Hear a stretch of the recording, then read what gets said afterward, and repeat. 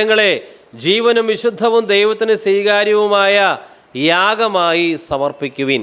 ഈ ലോകത്തിന് അനുരൂപരാകരുത്, മനസ്സ് പുതുക്കി രൂപാന്തരപ്പെടുവിൻ. എന്നാൽ നന്മയും പൂർണ്ണതയും പ്രസാദവുമുള്ള ദൈവഹിതം ഇന്നതെന്ന് തിരിച്ചറിയാൻ നിങ്ങൾക്ക് സാധിക്കും.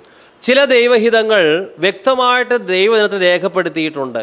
വ്യക്തമായിട്ട് ദൈവത്തിൻ്റെ ഹിതം തൻ്റെ വചനത്തിലൂടെ രേഖപ്പെടുത്തിയ ഒരു കാര്യത്തെ സംബന്ധിച്ച് വീണ്ടും നമ്മൾ ദൈവത്തിൻ്റെ ഹിതം എനിക്കറിയില്ലല്ലോ എന്ന് വേവലാതിപ്പെടേണ്ട കാര്യമില്ല. ഉദാഹരണം, സ്നാനത്തെക്കുറിച്ച് വചനം വ്യക്തമാണ്. വിശ്വസിച്ച് സ്നാനം സ്വീകരിക്കുന്നവൻ രക്ഷിക്കപ്പെടും, വിശ്വസിക്കാത്തവൻ ശിക്ഷാവിധിയിലാകപ്പെടും. മർക്കോസ് 16:16. അതുകൊണ്ട് സ്നാനപ്പെടുവാൻ ഒരുവൻ തീരുമാനിച്ചാൽ യോഗ്യത ഇതാണ്, വിശ്വാസം. അപ്പസ്തോല പ്രവർത്തനങ്ങൾ 2:38 നിങ്ങൾ മാനസാന്തരപ്പെട്ട നിങ്ങളുടെ പാപങ്ങളുടെ മോചനത്തിനായി ഓരോരുത്തൻ യേശു ക്രിസ്തുവിൻ്റെ നാമത്തിൽ സ്നാനം ഏൽക്കുവിൻ. സ്നാനത്തിനായുള്ള യോഗ്യത രണ്ടാമത് മാനസാന്തരമാണ്. അപ്പോൾ ഒരു ശിശുവിനെയാണോ സ്നാനപ്പെടുത്തേണ്ടത്, ഞാൻ മുതിർന്നിട്ടാണോ സ്നാനപ്പെടേണ്ടത്, ദൈവമേ എന്നോട് സംസാരിക്കണമേ എന്ന് പ്രാർത്ഥിക്കേണ്ട കാര്യമില്ല. ആരെ സ്നാനപ്പെടുത്തണമെന്ന് വ്യക്തമായിട്ട് ദൈവത്തിൻ്റെ വചനത്തിൽ രേഖപ്പെടുത്തിയിരിക്കെ അത് നാം അനുസരിക്കുകയാണ് വേണ്ടത്. ചിലരൊക്കെ വ്യക്തമായ ദൈവിക കൽപ്പനകൾ ദൈവം തൻ്റെ ഹിതം വചനത്തിലൂടെ രേഖപ്പെടുത്തിയതവർ വായിച്ചിട്ടും അവർ പറയുന്നത് എന്നോട് ദൈവം സംസാരിക്കട്ടെ, ദൈവഹിതം എനിക്ക് വെളിപ്പെടട്ടെ എന്നാണ്. ദൈവത്തിൻ്റെ ഹിതം നേരത്തെ വെളിപ്പെടുത്തിയിരിക്കെ പിന്നെ നാം എന്തിനാണ് ദൈവത്തെ ടെസ്റ്റ് ചെയ്യുന്നത്? അതിൻ്റെ ആവശ്യമില്ല. ചില കാര്യങ്ങളെല്ലാം ദൈവവചനത്തിൽ വ്യക്തമാണ്. അങ്ങനെ ദൈവവചനത്തിൽ വ്യക്തമായി രേഖപ്പെടുത്തിയിരിക്കുന്ന ചില ദൈവഹിതങ്ങളെക്കുറിച്ച് നമുക്ക് ഒന്ന് ചിന്തിക്കാം. ദൈവത്തിൻ്റെ ഇഷ്ടമോ നിങ്ങളുടെ ശുദ്ധീകരണം തന്നെ? അത് ദൈവത്തിൻ്റെ ഇഷ്ടമാണ്, നിങ്ങളുടെ ശുദ്ധീകരണം. അതുകൊണ്ട് ഞാൻ ഇനി വിശുദ്ധിയിൽ ജീവിക്കണോ, ദൈവത്തിൻ്റെ ഹിതം എന്താണ്, അങ്ങനെ അന്വേഷിച്ച് നടക്കേണ്ട കാര്യമില്ല. 1 തെസ്സലോനിക്കർ 5:16-18 വാക്യങ്ങൾ, എപ്പോഴും സന്തോഷിക്കുവിൻ, ഇടപെടാതെ പ്രാർത്ഥിക്കുവിൻ, എല്ലാറ്റിനും സ്തോത്രം ചെയ്യുവിൻ, ഇതല്ലോ നിങ്ങളെക്കുറിച്ച് ക്രിസ്തു യേശുവിൽ ദൈവഹിതം. 1 തെസ്സലോനിക്കർ 4:3 ദൈവത്തിൻ്റെ ഇഷ്ടമോ നിങ്ങളുടെ ശുദ്ധീകരണം തന്നെ. ഇനി വ്യഭിചരിക്കരുത്, കൊല ചെയ്യരുത്, മോഷ്ടിക്കരുത്, ഇത് ദൈവഹിതമാണ്. റോമാലേഖനം 13:9 വ്യഭിചാരം ചെയ്യരുത്, കൊല ചെയ്യരുത്, മോഷ്ടിക്കരുത്, മോഹിക്കരുത് എന്നുള്ളതും മറ്റേത് കൽപ്പനയും കൂട്ടുകാരനെ നിന്നെപ്പോലെ സ്നേഹിക്കുക എന്നീ വചനത്തിൽ സംഗ്രഹിച്ചിരിക്കുന്നു. ഇനി എല്ലാ വിശ്വാസികളും കർത്താവായ യേശുവിൻ്റെ സാക്ഷികളാകണം. പൂർണ്ണ സമയ സുവിശേഷ വേലക്കാരായാലും ഭാഗികമായി ജോലി ചെയ്ത് സുവിശേഷം അറിയിക്കുന്നവരായാലും വീട്ടമ്മയായാലും പാസ്റ്ററായാലും ആര് തന്നെയായാലും എല്ലാവരെക്കുറിച്ചുള്ള ദൈവഹിതം അവർ ക്രിസ്തുവിൻ്റെ സാക്ഷികളാകണം. അവർ പരിശുദ്ധാത്മാവിനാൽ ശക്തി പ്രാപിച്ച് ഭൂലോകത്തെല്ലായിടത്തും സാക്ഷികളാകണം. ആ കാര്യത്തെക്കുറിച്ച് ദൈവഹിതം ആരായേണ്ട കാര്യമില്ല, കാരണം അത് ദൈവത്തിൻ്റെ ഹിതമാണ്. അപ്പസ്തോല പ്രവർത്തനങ്ങൾ 1:8 എന്നാൽ പരിശുദ്ധാത്മാവ് നിങ്ങളുടെ മേൽ വരുമ്പോൾ നിങ്ങൾ ശക്തി ലഭിച്ച് യെരൂശലേമിലും യഹൂദയിലും എല്ലായിടത്തും ശമരിയിലും ഭൂമിയുടെ അറ്റത്തോളവും എൻ്റെ സാക്ഷികളാകുമെന്ന് പറഞ്ഞു. ഇന്ന് ലോകത്തിലെ ജനത വേഗത്തിൽ പണം നേടണം, അതിനായിട്ടുള്ള ബദ്ധപ്പാടാണ്. എളുപ്പത്തിൽ പണക്കാരനാകണം. ലോട്ടറി ഒരു വിശ്വാസി എടുക്കാമോ? ഒരു വിശ്വാസിക്ക് ലോട്ടറി എടുക്കുവാനായിട്ട് ദൈവം അനുവാദം കൊടുത്തിട്ടുണ്ടോ? ധനവാനാകേണ്ടതിന് ബന്ധപ്പെടുന്നവനോ ശിക്ഷ വരാതിരിക്കില്ല. മനുഷ്യൻ ബന്ധപ്പെടുന്നത് ധനവാനാകേണ്ടതിനാണ്. ധനവാനാകേണ്ടതിന് ബന്ധപ്പെടുക, അതിനു വേണ്ടിയല്ലേ ലോട്ടറി എടുക്കുന്നത്.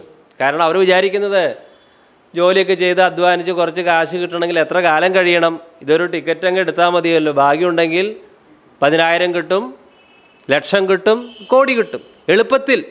പക്ഷേ ധനവാനാകേണ്ടതിന് ബന്ധപ്പെടുന്നവന് ശിക്ഷ വരാതിരിക്കില്ല എന്നുള്ളത്. അപ്പോൾ അതിനെക്കുറിച്ചുള്ള ദൈവഹിതം വ്യക്തമായല്ലോ. എനിക്കൊരിക്കലും എളുപ്പത്തിൽ ധനവാനാകേണ്ട ആവശ്യമില്ല, കാരണം അത് ദൈവഹിതമല്ല. അപ്പോൾ ലോട്ടറി എടുത്ത അഥവാ ഒരുവന് പണം കിട്ടിയാൽ തന്നെ അവൻ അധ്വാനിച്ച് നേടിയതല്ല, അത് മറ്റൊരുത്തൻ്റെ വസ്തു ഒരു പ്രത്യേക ടെക്നിക്ക് വഴിയായി തൻ്റെ കയ്യിൽ കുന്നുകൂടി എന്നുള്ളതാണ്. ലോകം അങ്ങനെയുള്ള വ്യക്തികളെ ഭാഗ്യവാൻ എന്ന് പറയുന്നു. ഒരു മനുഷ്യൻ 10 കോടി രൂപ ലോട്ടറി മുഖാന്തരം അടിച്ചാൽ ഈ ലോകം പറയും അവൻ ഭാഗ്യവാനാണ്. പക്ഷെ ദൈവവചനപ്രകാരം അവൻ ഭാഗ്യവാനല്ല. അന്യർ അധ്വാനിച്ച മുതൽ ഇവൻ്റെ കയ്യിൽ വന്നു ചേർന്നു. ഇതിൻ്റെ എല്ലാം പിന്നിൽ ദ്രവ്യാഗ്രഹവുമാണ്. ഇന്ന് ലോട്ടറി മാത്രമല്ല, മറ്റ് പല രീതിയിലുള്ള കാര്യങ്ങളുണ്ട്. നിങ്ങളുടെ പണം ഞങ്ങൾ ഇരട്ടിപ്പിച്ച് തരാം, നിങ്ങൾക്കിപ്പോഴുള്ള പണം എത്ര എളുപ്പത്തിൽ വർദ്ധിപ്പിക്കുന്ന വിധം ഞങ്ങളുടെ പക്കലുണ്ട്, ഞങ്ങളെ ഏൽപ്പിച്ചാൽ മതി. ഇതാണ് ലോകം എന്ന് പറയുന്നത്. അതിൽ വിശ്വാസികൾ ഒരിക്കലും കുടുങ്ങിപ്പോകരുത്. ഇതെല്ലാം ദ്രവ്യാഗ്രഹത്തിൻ്റെ സംഭാവനകളാണ്. അധ്വാനിച്ച് ജീവിക്കണം, ഉള്ളതോട് തൃപ്തിപ്പെടണം, അതാണ് ദൈവത്തിൻ്റെ ഹിതം. അന്യൻ്റേതൊന്നും എൻ്റെ കയ്യിൽ വരരുതേ എന്നായിരിക്കണം ഒരു ദൈവഭൃത്യൻ്റെ പ്രാർത്ഥന. അവൻ്റെ അധ്വാന ഫലം, അവൻ്റെ കണ്ണീരിൻ്റെ, അവൻ്റെ വയർപ്പിൻ്റെ ആ പണം ഞാൻ അനുഭവിക്കാൻ ഇടയാകരുത്. അത് ദൈവഹിതമല്ല. 1 തിമോത്തിയോസ് 6:10, ദ്രവ്യാഗ്രഹം സകലവിധ ദോഷത്തിന് മൂലമല്ലോ, ഇത് ചിലർ കാക്ഷിച്ചിട്ട് വിശ്വാസം വിട്ടുഴന്ന് ബഹുദുഃഖങ്ങൾക്ക് അധീനരായി തീർന്നിരിക്കുന്നു. ഇനി ഒരു വിശ്വാസി സ്ത്രീധനം ചോദിക്കാമോ? ഒരു വിശ്വാസി സ്ത്രീധനം വാങ്ങാമോ? ഇത് ദൈവഹിതമാണോ? ആ സ്ത്രീയുടെ അപ്പൻ അധ്വാനിച്ച പണം ഈ സഹോദരനെ, ഭർത്താവാകാൻ പോകുന്ന സഹോദരനെ സ്വന്തമാക്കുവാൻ അനുവാദമുണ്ടോ? അപ്പസ്തോല പ്രവർത്തനങ്ങൾ 20-ാം അധ്യായം 33 മുതൽ 35 വരെയുള്ള വാക്യങ്ങൾ. ആരുടെയും വെള്ളിയോ പൊന്നോ വസ്ത്രമോ ഞാൻ മോഹിച്ചിട്ടില്ല. ഇവിടെ അപ്പസ്തോലനായ പൗലോസ് പറയുന്നത് ആരുടെയെങ്കിലും വെള്ളിയോ പൊന്നോ ഞാൻ ചോദിച്ചു എന്നല്ല, പിന്നെയോ മോഹിച്ചിട്ടില്ല, മോഹിക്കുക പോലും ചെയ്തിട്ടില്ല, പിന്നെ എങ്ങനെ ചോദിക്കും? ഉള്ളിൽ ആരുടെയെങ്കിലും വെള്ളി പൊന്ന് എനിക്കൊന്ന് വേണം, അങ്ങനെ ഒരു മോഹം പോലും പൗലോസിനുണ്ടായിരുന്നില്ല, പിന്നെയാണോ ചോദിക്കുന്നത്? പൗലോസ് പറയുന്നു, ആരുടെയും വെള്ളിയോ പൊന്നോ വസ്ത്രമോ ഞാൻ മോഹിച്ചിട്ടില്ല. എൻ്റെ മുട്ടിനും എന്നോട് കൂടെയുള്ളവർക്ക് വേണ്ടിയും ഞാൻ ഈ കൈകളാൽ അധ്വാനിച്ചു എന്ന് നിങ്ങൾ തന്നെ അറിയുന്നുവല്ലോ.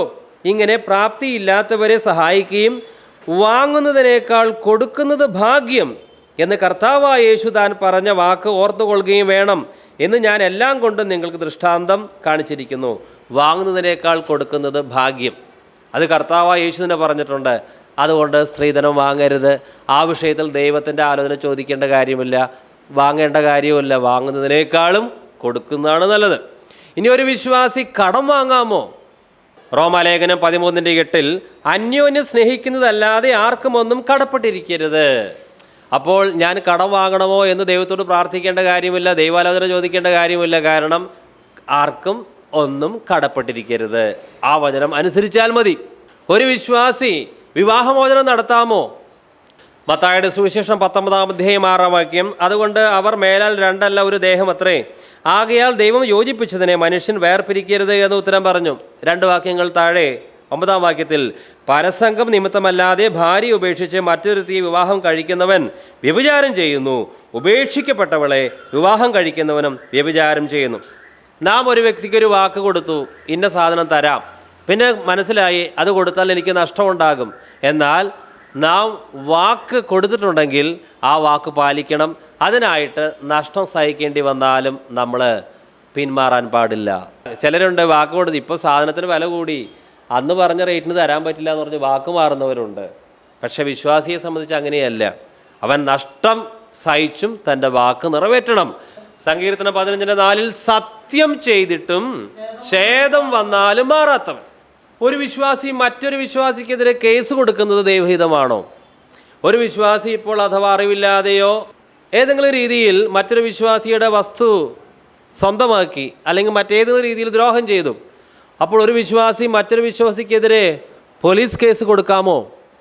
ഇതിനെക്കുറിച്ചുള്ള ദൈവഹിതം എന്താണ്? ഒരിക്കലും ഒരു സഹോദരൻ മറ്റൊരു സഹോദരനെതിരായിട്ട് കേസ് കൊടുക്കരുത്, ദൈവനാമം ദുഷിക്കുവാൻ ഇടയാക്കരുത്. ആ നഷ്ടം സഹിച്ചു കൊള്ളണം. 1 കൊരിന്ത്യർ 6:1, നിങ്ങളിൽ ഒരുത്തന് മറ്റൊരുത്തനോട് ഒരു കാര്യമുണ്ടെങ്കിൽ വിശുദ്ധന്മാരുടെ മുമ്പാകെയല്ല അഭക്തന്മാരുടെ മുൻപിൽ വ്യവഹാരത്തിന് പോകുവാൻ തുനിയുന്നുവോ? 1 കൊരിന്ത്യർ 6:6-7 വാക്യങ്ങൾ. അല്ല, സഹോദരൻ സഹോദരനോട് വ്യവഹരിക്കുന്നു, അതും അവിശ്വാസികളുടെ മുമ്പിൽ തന്നെ. നിങ്ങൾക്ക് തമ്മിൽ വ്യവഹാരമുണ്ടാകുന്നത് തന്നെ കേവലം പോരായ്മയാകുന്നു. അതിനു പകരം നിങ്ങൾ അന്യായം സഹിച്ചു കൊള്ളാത്തത് എന്ത്?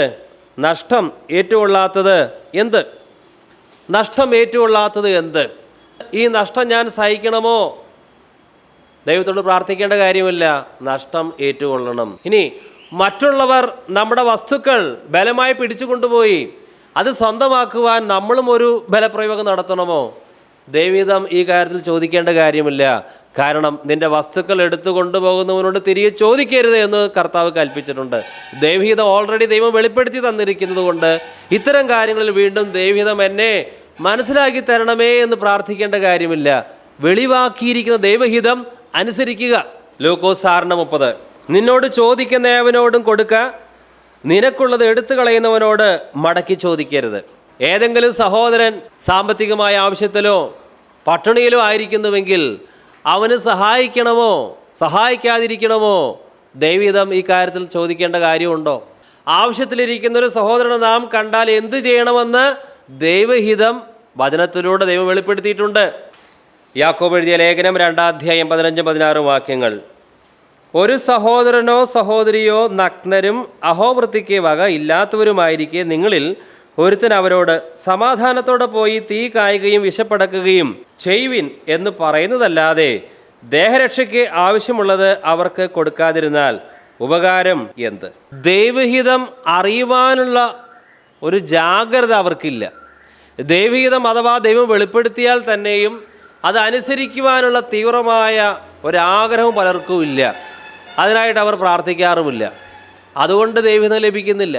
അന്വേഷിപ്പിൻ, കണ്ടെത്തും. ആത്മാർത്ഥമായിട്ട് എനിക്ക് ദൈവഹിതം ചെയ്താൽ മതി, ദൈവത്തിൻ്റെ ഹിതം മാത്രം ചെയ്താൽ മതി എന്ന ആഗ്രഹം ഉണ്ടെങ്കിൽ ദൈവം അവൻ ആ ഹിതം വെളിപ്പെടുത്തി കൊടുക്കും. ചിലർ ജോലിയെ സംബന്ധിച്ച് അവർ തന്നെയാണ് ഒരു തെരഞ്ഞെടുപ്പ് നടത്തിയിട്ടുള്ളത്. അവർ ഏത് രാജ്യത്തിലായിരിക്കണം അതിനെ സംബന്ധിച്ച് അവർ തന്നെയാണ് ഒരു തെരഞ്ഞെടുപ്പ് നടത്തിയിരിക്കുന്നത്. ഇനി എന്ത് സാധനം വാങ്ങണം അതിനെ സംബന്ധിച്ച് അവർ ദൈവാലോചനയൊന്നും നേടിയിട്ടില്ല. അവർ തന്നെ അത് ചെയ്തു, സ്വന്തമാക്കി. എന്നിട്ട് അവർ തെരഞ്ഞെടുത്തതിന് ദൈവത്തിൻ്റെ ഒരു അംഗീകാരം കിട്ടാൻ വേണ്ടി പ്രാർത്ഥിക്കും. കർത്താവേ, ഇത് ഞാൻ സ്വന്തമാക്കിയിരിക്കുന്നു, ഇതിനെ അനുഗ്രഹിക്കണമേ. ദൈവത്തിൻ്റെ ഹിതപ്രകാരം ആ കാര്യം ചെയ്യാതെ അത് ചെയ്തതിന് ശേഷം ഇത് ദൈവം അനുഗ്രഹിക്കണമെന്ന് പറഞ്ഞാൽ അതെങ്ങനെ ശരിയാകും? നമ്മുടെ ജീവിതത്തിൽ മുൻപ് ദൈവഹിതം അറിയുന്നതിൻ്റെ പ്രാധാന്യം തിരിച്ചറിയാതെ പലതും ദൈവഹിതമല്ലാത്ത കാര്യങ്ങൾ ചെയ്തിട്ടുണ്ടാകാം. ഒരു വിശ്വാസിക്ക് ലഭിച്ചിരിക്കുന്ന ഭാര്യ ദൈവഹിതപ്രകാരം ലഭിച്ചൊരു ഭാര്യയായിരിക്കില്ല. അല്ലെങ്കിൽ ഒരു വിശ്വാസിക്ക് ഇപ്പോൾ ലഭിച്ചിരിക്കുന്ന ജോലി ദൈവഹിതപ്രകാരമുള്ളൊരു ജോലി ആയിരിക്കുകയില്ല. കാരണം ദൈവഹിതത്തിൻ്റെ പ്രാധാന്യം തിരിച്ചറിയാതെ അവരവർക്ക് താല്പര്യമുള്ള പല കാര്യങ്ങളാണ് അവർ സ്വന്തമാക്കിയത്. പിന്നീട് കുറേ കഴിഞ്ഞപ്പോൾ പല കഷ്ടങ്ങളും പ്രശ്നങ്ങളുമായി. അപ്പോൾ അവർക്ക് ബോധ്യമായി ഇത് ദൈവഹിതപ്രകാരം അല്ലല്ലോ, ഇനിയിപ്പോൾ എന്തു ചെയ്യും? ദൈവഹിതപ്രകാരമല്ലാതെ നാം സ്വന്തമായി ചില തെരഞ്ഞെടുപ്പുകളൊക്കെ നമ്മുടെ മുൻകാല ജീവിതത്തിൽ നടത്തി. ഇനിയിപ്പോൾ എന്തു ചെയ്യും? ഞാൻ ചെയ്തത് ദൈവഹിതപ്രകാരമല്ലല്ലോ, ഇനി എനിക്ക് രക്ഷപ്പെടാൻ സാധിക്കില്ലല്ലോ എന്നോർത്ത് നിരാശപ്പെടേണ്ട കാര്യമില്ല. ഇനിയും നമുക്ക് ആത്മാർത്ഥമായ ഒരു അനുതാപം ഉണ്ടെങ്കിൽ ഇനിയെങ്കിലും 100% ദൈവഹിതം എൻ്റെ ജീവിതത്തിൽ നിറവേറണം, ദൈവഹിതം വെളിപ്പെടുത്തി തന്നാൽ ഞാനത് അനുസരിച്ച് കൊള്ളാം, അങ്ങനെ ഒരു സമർപ്പണം ഉണ്ടെങ്കിൽ ഈ അവസ്ഥയിലും ദൈവത്തിന് നമ്മൾ എടുത്തുപയോഗിക്കാനായിട്ട് സാധിക്കും. കർത്താവ് പറഞ്ഞു, ഈ കല്ലുകളിൽ നിന്ന് മക്കളെ ഉളവാക്കുവാൻ ദൈവത്തിന് സാധിക്കും. ദൈവഹിതമില്ലാത്ത ചില കാര്യങ്ങൾ നമ്മുടെ ജീവിതത്തിൽ വന്നു ചേർന്നു എന്ന് വിചാരിക്കുക. പക്ഷേ ഇപ്പോൾ നാം മാനസാന്തരപ്പെട്ടു. കർത്താവേ, ഇനി അങ്ങയുടെ ഹിതം ചെയ്യുവാൻ എനിക്ക് ആത്മാർത്ഥമായൊരു ദാഹമുണ്ട്. അങ്ങനെയാണെങ്കിൽ നമ്മുടെ സാഹചര്യങ്ങളെയൊക്കെ ദൈവം നിയന്ത്രിക്കുകയും നമ്മൾ ദൈവഹിത പ്രകാരമുള്ള കാര്യമല്ല തിരഞ്ഞെടുത്തത്, നമ്മളൊരു കല്ലാണ് തിരഞ്ഞെടുത്തത്. ഈ കല്ലിനെ പോലും, കല്ലെന്ന് ഉദ്ദേശിക്കുന്നത് ആത്മീയമായിട്ട് ഇവിടെ ദൈവഹിതമല്ലാത്തൊരു കാര്യമാണ്. ആ കല്ലിനെ പോലും ജീവൻ കൊടുക്കുവാൻ, അതിൽ നിന്ന് മക്കളെ ഉളവാക്കുവാൻ ദൈവത്തിന് സാധിക്കും. അതായത് മുൻപ് ഒരു തെറ്റായ തെരഞ്ഞെടുപ്പ് ഞാൻ നടത്തി എന്നോർത്ത് ഖേദിക്കേണ്ട. ഇപ്പോഴെങ്കിലും മാനസാന്തരപ്പെടാനുള്ളൊരു മനസ്സുണ്ടെങ്കിൽ, ദൈവഹിതപ്രകാരം ജീവിക്കാനുള്ള ഒരു ആഗ്രഹം ഉണ്ടെങ്കിൽ ദൈവം ഈ കല്ലുകളെയും ജീവിപ്പിക്കും. അതും നമുക്ക് അനുകൂലമാക്കി തീർക്കും. അതിലൂടെയും ദൈവത്തിൻ്റെ വഴികൾ നമുക്ക് മനസ്സിലാക്കാൻ സാധിക്കും. പക്ഷെ ഒരു കാര്യം, ദൈവഹിതപ്രകാരമല്ലാതെ എന്തെങ്കിലും ലാഭം നേടിയിട്ടുണ്ട് എങ്കിൽ, ദൈവഹിതപ്രകാരമല്ലാതെ അന്യായമായിട്ട് എന്തെങ്കിലും കവർന്നെടുത്തിട്ടുണ്ടെങ്കിൽ അത് അനുഭവിക്കരുത്, അത് തിരിച്ചു കൊടുക്കണം. ദൈവഹിതപ്രകാരമല്ലാത്ത ചില കാര്യങ്ങൾ നമ്മൾ ഇപ്പോഴും അനുഭവിച്ചിട്ട് ഇനി ഞാൻ നല്ല കുട്ടിയായിട്ട് ചമയാം എന്ന് പറഞ്ഞാൽ കാര്യം നടക്കുകയില്ല. സഖായെ പോലെ മാനസാന്തരത്തിന് യോഗ്യമായ ബലം പുറപ്പെടുവിക്കണം. മത്തായിയുടെ സുവിശേഷം 3-9 വാക്യത്തിൻ്റെ അവസാന ഭാഗം, ഈ കല്ലുകളിൽ നിന്ന് അബ്രഹാമിന് മക്കളെ ഉളവാക്കുവാൻ ദൈവത്തിന് കഴിയുമെന്ന് ഞാൻ നിങ്ങളോട് പറയുന്നു. കർത്താവെ, ദൈവഹിതം എനിക്ക് ചെയ്യാൻ ഈ കാര്യത്തിൽ പറ്റിയില്ല. നാം അവിടത്തോടെ ലംഘനങ്ങളെ ഏറ്റുപറഞ്ഞാൽ, പാപങ്ങളെ ഏറ്റുപറഞ്ഞാൽ നമ്മുടെ സകല അനീതിയെയും പോക്കി നമ്മെ ശുദ്ധീകരിക്കുവാൻ തക്കവിധം അവിടുന്ന് നീതിമാനും വിശ്വസ്തനുമാണ്. തന്നെ സ്നേഹിക്കുന്നവർക്ക് നിർണയപ്രകാരം വിളിക്കപ്പെട്ടവർക്ക് സകലവും നന്മയ്ക്കായി വ്യാപരിപ്പിക്കും. ഇനി നമുക്ക് പൂർണ്ണമായിട്ട് കർത്താവിനെ സ്നേഹിക്കുവാനായിട്ട് ആഗ്രഹമുണ്ടെങ്കിൽ ഈ കല്ലുകളെ തന്നെ നമ്മുടെ നന്മയ്ക്കാക്കി കർത്താവ് ഉപയോഗിക്കും. റോമാലേഖനം 8:28 ഓശന തർജ്ജമ. തൻ്റെ ലക്ഷ്യങ്ങൾക്കായി തിരഞ്ഞെടുക്കപ്പെട്ടവരും തന്നെ സ്നേഹിക്കുന്നവരുമായവരോട് ചേർന്ന് ദൈവം എല്ലാറ്റിലും നന്മയ്ക്കായി പ്രവർത്തിക്കുന്നു. തന്നെ സ്നേഹിക്കുന്നവരുമായവരോട് ചേർന്ന് ദൈവം എല്ലാറ്റിലും നന്മയ്ക്കായി പ്രവർത്തിക്കുന്നു. ഒരിക്കലും അബദ്ധം പറ്റി, പക്ഷേ ഇനി പൂർണ്ണ ഹൃദയത്തോടെ ഞാൻ അങ്ങയെ സ്നേഹിക്കും, സേവിക്കും, അങ്ങയുടെ ഹിതം ചെയ്യും. അപ്പോൾ ദൈവം അവരോടുമായി ചേർന്ന് എല്ലാറ്റിലും നന്മയ്ക്കായി പ്രവർത്തിക്കുകയാണ്. അനുസരണം കെട്ടൊരു ഭാര്യയായാലും അതും നന്മയ്ക്കായിട്ട് ദൈവം ഈ വിശ്വസ്ത ഭൃത്യന് വേണ്ടി ദൈവം അതിലൂടെയും പ്രവർത്തിക്കും. എല്ലാറ്റിലും ദൈവം തന്നെ സ്നേഹിക്കുന്നവരോട് ചേർന്ന് പ്രവർത്തിക്കുകയാണ്. ദൈവം തൻ്റെ ഹിതം തൻ്റെ ജനത്തിന് വ്യക്തമാക്കി കൊടുക്കുവാൻ പല മാർഗങ്ങൾ സ്വീകരിച്ചിട്ടുണ്ട്. പഴയ നിയമത്തിൽ ദൈവം തൻ്റെ ഹിതം മനസ്സിലാക്കി കൊടുക്കുവാൻ ഇസ്രായേൽ ജനത്തിന് പകൽ മേഘസ്തംഭം, രാത്രി അഗ്നിത്തോണ്, ഒരു സ്ഥലത്ത് നിന്ന് മറ്റൊരു സ്ഥലത്തേക്ക് നിങ്ങൾ പോകണം. ദൈവത്തിൻ്റെ ഹിതം അവർക്ക് വ്യക്തമാക്കി കൊടുക്കുന്നത് മേഘം നീങ്ങുമ്പോഴാണ്. മനസ്സിലാകും, ഇതാ ദൈവത്തിൻ്റെ ഇഷ്ടം, ഇവിടെ താമസിച്ചെന്ന് മതി, അടുത്ത സ്ഥലത്തേക്ക് നീങ്ങാം. പക്ഷെ ഇവർ കനാനിലെത്തിയപ്പോൾ ആ രീതിയിലല്ല ദൈവം പ്രവർത്തിക്കുന്നത്. അപ്പം ദൈവം എപ്പോഴും ഒരേ മാർഗമല്ല സ്വീകരിക്കുന്നത്. ദൈവവചനത്തിലൂടെ നമുക്ക് ദൈവഹിതം തിരിച്ചറിയാൻ സാധിക്കും. പൊതുവായ തൻ്റെ ഹിതം വചനത്തിലൂടെ ദൈവം വ്യക്തമാക്കിയിട്ടുണ്ട്. ഇനി പരിശുദ്ധാത്മാവ് നേരിട്ട് നമ്മോട് തൻ്റെ ഹിതം വെളിപ്പെടുത്തും. ഇന്നും പരിശുദ്ധാത്മാവിന് സംസാരിക്കാൻ സാധിക്കും. പരിശുദ്ധാത്മാവ് ദൈവത്തിൻ്റെ ഹിതം നമുക്ക് വെളിപ്പെടുത്തി തരും. അപ്പസ്തോലന്മാർക്ക് ദൈവത്തിൻ്റെ ആത്മാവ് പ്രത്യേക ഘട്ടങ്ങളിൽ നിർദ്ദേശം കൊടുത്തിട്ടുണ്ട്, സംസാരിച്ചിട്ടുണ്ട്. ഇന്നും പരിശുദ്ധാത്മാവിന് അങ്ങനെ ചെയ്യാനായിട്ട് സാധിക്കും. നമുക്ക് വിശ്വാസം ഉണ്ടെങ്കിൽ അത് നമ്മുടെ ജീവിതത്തിൽ നിറവേറും. അപ്പോൾ ദൈവം വ്യത്യസ്തമായ മാർഗങ്ങളിലൂടെ സംസാരിക്കും. തേരിലിരുന്ന് ഷണ്ടൻ ദൈവദിനം വായിക്കണ യെശയ്യാ പ്രവാചകന്റെ പുസ്തകം. അപ്പോൾ ആത്മാവ് പീലിപ്പോസിനോട് പറയുകയാണ്, നീ തേരിനോട് ചേർന്ന് നടക്കുക. അതാണ് ദൈവത്തിൻ്റെ ഹിതം. അത് ആത്മാവ് വെളിപ്പെടുത്തി. അപ്പസ്തോല പ്രവർത്തനങ്ങൾ 8:29 ആത്മാവ് പീലിപ്പോസിനോട് നീ അടുത്ത് ചെന്ന് തേരിനോട് ചേർന്ന് നടക്കുക എന്ന് പറഞ്ഞു. ഇനി പത്രോസിനോടും ദൈവാത്മാവ് സംസാരിച്ചിട്ടുണ്ട്. ഈ കാര്യത്തിൽ ഞാൻ എന്ത് ചെയ്യണമെന്ന് അറിയാതെ ഇരുന്ന സന്ദർഭത്തിൽ ദൈവത്തിൻ്റെ ആത്മാവ് വ്യക്തമായിട്ട് പത്രോസിനോട് ഇടപെടുകയാണ്. അപ്പസ്തോല പ്രവർത്തനങ്ങൾ 10:20 ആത്മാവ് അവനോട് 3 പുരുഷന്മാർ നിന്നെ അന്വേഷിക്കുന്നു, നീ എഴുന്നേറ്റ് ഇറങ്ങി ചെല്ലുക, ഞാൻ അവരെ അയച്ചതാകയാൽ ഒന്നും സംശയിക്കാതെ അവരോട് കൂടെ പോകുക എന്ന് പറഞ്ഞു. ഇനി മക്കതോനിയയിലേക്ക് സുവിശേഷം പ്രഘോഷിക്കാൻ പോകണം. പൗലോസിനെ സംബന്ധിച്ചുള്ള ദൈവഹിതം അതായിരുന്നു. അപ്പോൾ പൗലോസിനോട് ദർശനത്തിലൂടെ ദൈവാത്മാവ് ഇടപെടുകയാണ്. അവിടെ വെച്ച് പൗലോസ് രാത്രിയിൽ മക്കതോന്യക്കാരനായൊരു പുരുഷൻ അരികെ നിന്ന് നീ മക്കതോന്യയ്ക്ക് കടന്നു വന്ന് ഞങ്ങളെ സഹായിക്കുക എന്ന് തന്നോട് അപേക്ഷിക്കുന്നതായി ഒരു ദർശനം കണ്ടു. ഈ ദർശനം കണ്ടിട്ട് അവരോട് സുവിശേഷം അറിയിക്കുവാൻ ദൈവം ഞങ്ങളെ വിളിച്ചിരിക്കുന്നു എന്ന് നിശ്ചയിച്ചു. ഞങ്ങൾ ഉടനെ മക്കതോന്യയ്ക്ക് പുറപ്പെടുവാൻ ശ്രമിച്ചു. ഇനി പ്രാർത്ഥനാവേളയിൽ ദൈവത്തിൻ്റെ ആത്മാവ് നമ്മോട് സംസാരിച്ചു എന്ന് വരാം. പൗലോസ് യെരുശലേം ദേവാലയത്തിൽ പ്രാർത്ഥിക്കുമ്പോൾ താൻ ജീവിതത്തിൽ എന്താണ് ചെയ്യേണ്ടത്, ജാതികളോട് സുവിശേഷം അറിയിക്കുക എന്നുള്ള ആ വലിയ ഉത്തരവാദിത്വം, പൗലോസിനെ കുറിച്ചുള്ള ദൈവഹിതം, ഇതാ പ്രാർത്ഥനാവേളയിലാണ് പൗലോസിനെ ദൈവം വെളിപ്പെടുത്തി കൊടുക്കുന്നത്. അപ്പോൾ ദർശനത്തിലൂടെ സ്വപ്നത്തിലൂടെ ഒക്കെ ദൈവാത്മാവിന് നമ്മോട് സംസാരിക്കാൻ സാധിക്കും. ദൈവത്തിൻ്റെ ഹിതം നമ്മെ അറിയിക്കാൻ സാധിക്കും. ദൈവത്തിൻ്റെ ആലോചന, ദൈവത്തിൻ്റെ ഹിതം നമ്മെ അറിയിക്കുവാൻ ദൈവം വ്യത്യസ്ത മാർഗങ്ങൾ ഉപയോഗിക്കുന്നു. പഴയ നിയമത്തിൽ ആ ഇസ്രായേൽ ജനതയുടെ കാര്യം നോക്കുമ്പോൾ ആത്മീയന്മാരല്ലാത്തവർക്കും ചിലപ്പോൾ ദൈവഹിതം മനസ്സിലാക്കാൻ കഴിഞ്ഞിരുന്നു. ഇപ്പോൾ ഇസ്രായേൽ ജനതയെ സംബന്ധിച്ച് അവർ ഒരു സ്ഥലത്ത് നിന്ന് മറ്റൊരു സ്ഥലത്തേക്ക് നീങ്ങണം, അതാണ് ദൈവഹിതം. അപ്പോൾ ദൈവത്തിൻ്റെ മേഘം കൂടാരം വിട്ട് നീങ്ങാൻ തുടങ്ങും. അപ്പോൾ ആത്മീയന്മാർക്ക് അനാത്മീയന്മാർക്ക് എല്ലാം ഒരു കാര്യം ബോധ്യമാകും, ഇനി ഇവിടെ നിന്ന് മുന്നോട്ട് പോകണം, അതാണ് ദൈവത്തിൻ്റെ ഹിതം. ഇനി അന്ന് മഹാപുരോഹിതൻ ഊറീമും തുമ്മീമും ഉപയോഗിച്ച് ദൈവാലോചന കണ്ടുപിടിച്ചിരുന്നു. ഈ ഊറീമും തുമ്മീമും ഇന്നും എന്താണെന്ന് കൃത്യമായിട്ട് അറിഞ്ഞിട്ടില്ല. പലരും അതിന്